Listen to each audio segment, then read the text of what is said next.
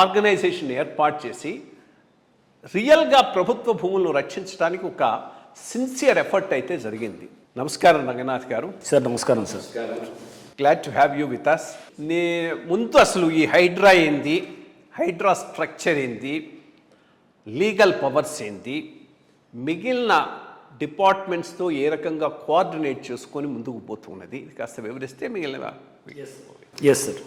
Sir Hydraa యాక్చువల్గా sir ఇంతకుముందు EVDM అని ఒక వింగ్ ఉండేది which was part of the GHMC. అంటే ఈవీడిఎం అనేది 2018లో జిహెచ్ఎంసిలో ఒక అంతర్భాగంగా ఈవీడిఎం అంటే ఎన్ఫోర్స్మెంట్ విజిలెన్స్ డిజాస్టర్ మేనేజ్మెంట్ అని ఒక వింగ్ను తయారు చేశారు. దానికి ఒక యంగ్ ఎస్పీని, ఒక డైరెక్ట్ రిక్రూటెడ్ యంగ్ ఐపీఎస్ ఆఫీసర్ని దానికి ఆ ఈవీడిఎంకి ఒక డైరెక్టర్గా పెట్టి రిపోర్టింగ్ టు కమిషనర్ జిహెచ్ఎంసీగా ఉండేది సిస్టమ్ అది.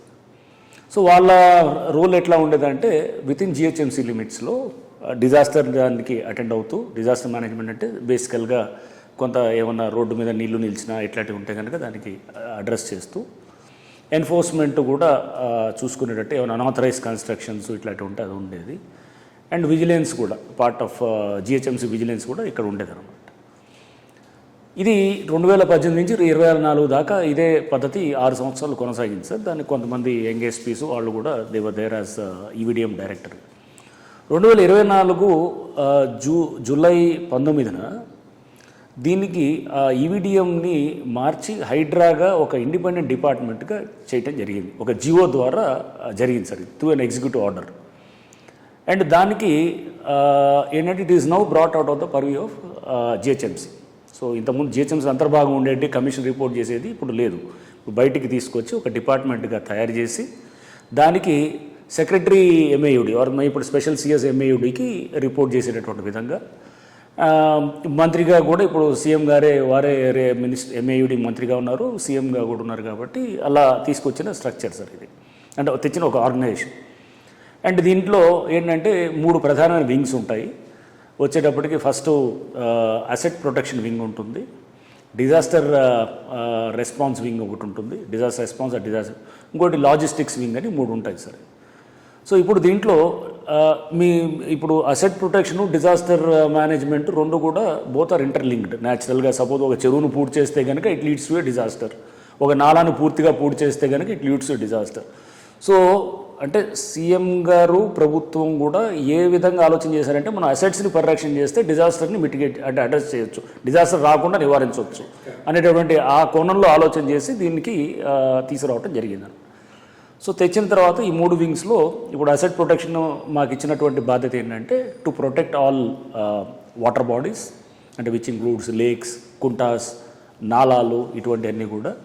అండ్ దాంతోపాటు పార్కులు, open spaces in layouts, roads and land parcels.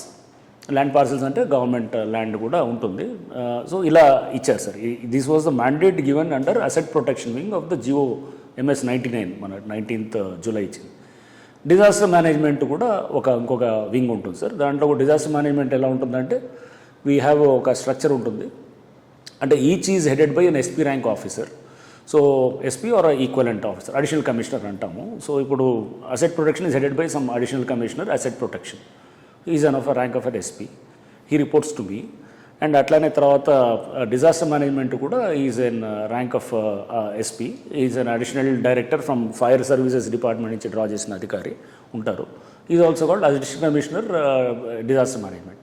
So వాళ్ళ కింద కూడా there is structure. Fire officers చాలామంది కూడా డెప్యుటేషన్ మీద వచ్చారు, వాళ్ళంతా ఫైర్ అండ్ డిజాస్టర్ మేనేజ్మెంట్ నుంచి వచ్చిన వాళ్ళు ఉంటారు. సో వాళ్ళు దాంతోపాటు మా దగ్గర చాలామంది డిఆర్ఎఫ్ టీమ్స్ అని ఉంటాయి సార్, డిజాస్టర్ రెస్పాన్స్ ఫోర్స్ అని. సో దాదాపు 2200 మంది సిబ్బంది ఉన్నారు మా దగ్గర. మొత్తం 2000 మంది సిబ్బంది ఉన్నారు. ఎక్కడ మీ ఆఫీస్ లొకేషన్? అవును sir, Buddha Bhavan 5th, 6th, 7th and 8th floors, ఈ 4 ఫ్లోర్స్లో మేము ఉన్నాము. సో ఇది అసెట్ ప్రొటెక్షన్లో ఆస్తుల పరిరక్షణ, డిజాస్టర్ మేనేజ్మెంట్లో ఈ అన్నీ కూడా మనం ఏది రోడ్ల మీద మీకు ఎక్కడ నీళ్ళు నిలిచినా కానీ లేకపోతే ఇంకెక్కడన్నా ఎటువంటి ఇది వచ్చినా డిజాస్టర్స్ వచ్చినా కానీ we keep addressing that. And fire NOCs కూడా మేము ఇస్తాం. బిల్డింగ్స్ అంటే నాన్ హైరైజ్ బిల్డింగ్స్ అని అంటాము. అంటే లెస్ దెన్ 15 మీటర్స్ ఉంటే కనుక మేము వీఆర్ అడ్రసింగ్. ఇప్పుడు దాన్ని 15 హై రైజ్ నాన్ హై రైజ్కి ఇప్పుడు పెంచారు మళ్ళీ. నేషనల్ బిల్డింగ్ కోడ్లో కొంత మార్పులు చేసిన తర్వాత ఇప్పుడు 21 మీటర్లు చేశారు. అంటే G+6 ఫ్లోర్స్ ఉంటే కనుక it is considered to be non high rise. అంతకన్నా ఎక్కువ ఉంటే హై రైజ్ కింద ఉంటుంది. సో అవి కూడా మేము ఫైర్ ఎన్ఓసీస్ అవి కూడా ఇస్తూ ఉంటాము. సో అదొకటి ఉంటుంది సార్. లాజిస్టిక్స్ వింగ్ అని ఇంకోటి third component which is actually మాకు సపోర్ట్ చేశారు. GIS ఉంటుంది. GISలో మనకు we have a strong technical teams ఉంటాయి, సర్వేయింగ్ టీమ్స్ ఉంటాయి. నెక్స్ట్ ఇది కాకుండా మనకి ఇంకా మా ఇతర లాజిస్టిక్స్ సంబంధించిన టెక్నికల్ టీమ్స్ ఉంటాయి. రకరకాల ఇంజనీరింగ్ విభాగాల నుంచి కూడా మా దగ్గర డెప్యుటేషన్ మీద ఉంటారు. సో ఇలా లాజిస్టిక్స్ వింగ్ కూడా ఉంది సార్ ఇది.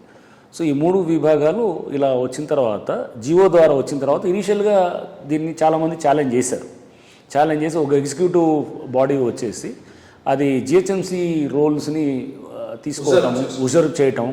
ఆ ఉజర్వ్ చేసినప్పుడు ఒక కార్పొరేషన్ అనేది ఒక క్రియేట్ అయినటువంటి ఒక యాక్ట్ కింద, జిహెచ్ఎంసీ యాక్ట్ కింద, అట్లానే పాత మన Panchayat and urban local bodies amendment ఏదైతే కాన్స్టిట్యూషనల్ అమెండ్మెంట్ దీని స్పిరిట్కి విరుద్ధంగా ఉంది అనేటటువంటి విధంగా కొంత డిస్కషన్ అయినప్పుడు ఆ తర్వాత అక్టోబర్లో ఒక ఆర్డినెన్స్ ద్వారా 374B అని ఒక ప్రావిజన్ ఇన్సర్ట్ చేశారు సార్ జిహెచ్ఎంసీ యాక్ట్లో. చేసి తర్వాత దాన్ని అసెంబ్లీలో కూడా మళ్ళీ బిల్లు పాస్ అవ్వటం, అది 374B అనేది చట్టంలో ఇన్సర్ట్ అవ్వటం ఇదంతా కూడా జరిగింది.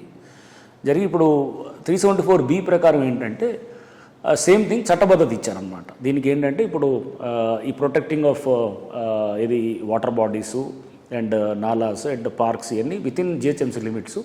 కమిషనర్ జిహెచ్ఎంసీకి ఎటువంటి పవర్స్ అయితే గతంలో ఉన్నాయో ఆ పవర్స్ అన్నీ కూడా ఆటోమేటిక్గా అట్రాక్ట్ కూడా వచ్చేటట్టు ఇచ్చారు. సో దాని కింద నేను నోటీసులు ఇవ్వచ్చు, లేకపోతే దాని కింద ఏమన్నా డెమాలిషన్ ఆర్డర్స్ ఇవ్వచ్చు, లేకపోతే సీజర్ ఆర్డర్స్ ఇవ్వచ్చు. ఇట్లాంటి రకరకాలుగా in respect of public properties అన్నీ కూడా చేయొచ్చు అనేటట్టు వచ్చింది. ఇప్పుడు జరుగుతుంది ఏంటంటే ఇంకా అంటే ఇదంతా ఇవాల్వ్ అవుతున్న క్రమంలో ఇప్పుడు క్యూర్ యాక్ట్ అని ఒకటి తీసుకొస్తున్నారు sir.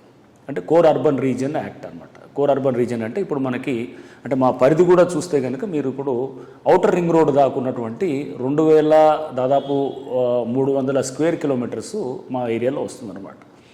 Which includes almost 4 districts. Revenue districts పరంగా చూస్తే హైదరాబాద్ జిల్లా ఉంటుంది, రంగారెడ్డి జిల్లా ఉంటుంది, అండ్ మేడ్చల్ మల్కాజిగిరి జిల్లా ఉంటుంది, కొంత సంగారెడ్డి జిల్లా వస్తుంది.